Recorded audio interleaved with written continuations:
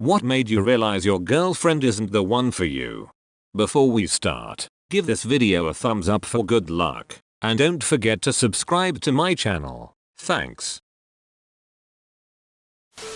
When I started to realize I was happier when she wasn't around, this hit surprisingly close to home. It's weird, since she's an incredible person and girlfriend, just not my type. It's a very weird feeling to be in love with someone, but also feel like they're not the one. Edit. It's a genuine relief to know I'm not alone with this. I've been dealing with this by myself for so long. It's comforting to know I'm not just crazy. She cooked all of my food without spices to make me think I had COVID, so I wouldn't go anywhere. Bruh, you in the movie Misery.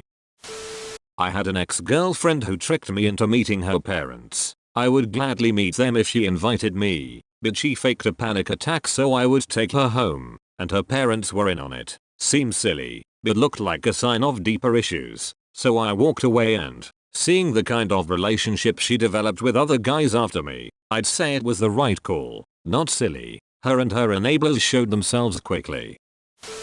The amount of extracurricular cock she was taking. Edit. Well, this comment blew up. To answer any questions, we had a great relationship, or so I thought. Never fought, none of that. I found out after we split that it was because anytime she was mad at me or whatever, she went and did her thing with an old friend. She had lots of free time, and the ability to sneak around while I was at work for the day, so I really had no idea.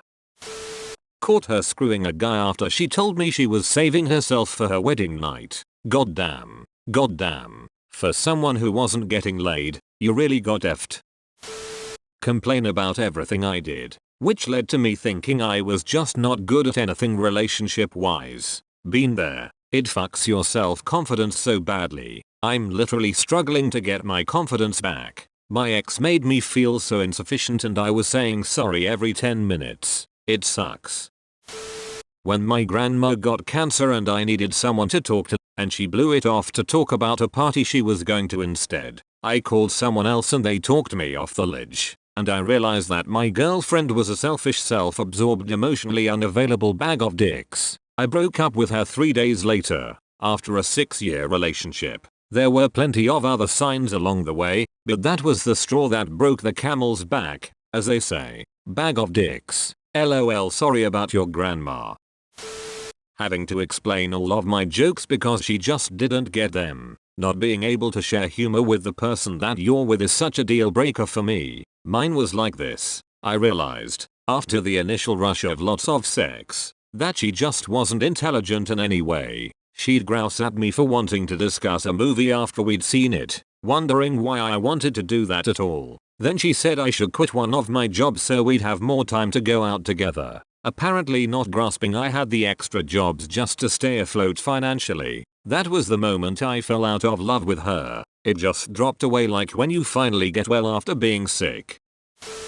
When she invited me over to cook for me, and instead, ambushed me with her 8 friends to interrogate my feelings in the relationship. I'm impressed she convinced 8 people to do this. Crazy travels in packs a lot of the time. Didn't want to come to any of my family functions. Stopped sleeping in the same bed as me. We had sex maybe 10 times in a span of 3 years that we lived on our own. The last straw was apparently we started buying our own groceries. When I opened a bag of bread that was new that she bought, she snapped at me even though I'm paying 80% of rent, internet, etc. Came home from work and broke up with her. Edit. Damn, I didn't expect this to gain so much attention. I should say I am currently engaged and will be getting married soon to my true love. Only thing I lost of value to me was my cat. I miss you, Oliver. When she threatened to end her life if I left her, she knew my father passed from taking his own life a couple years earlier.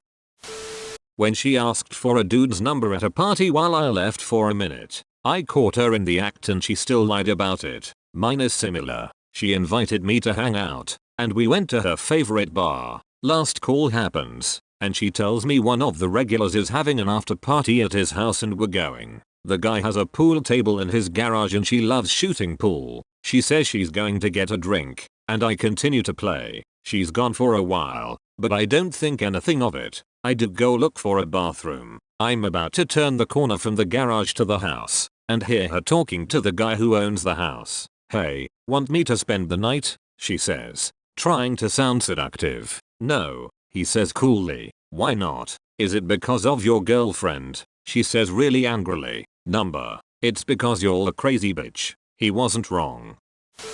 When she started having sex with other people, that'll do it.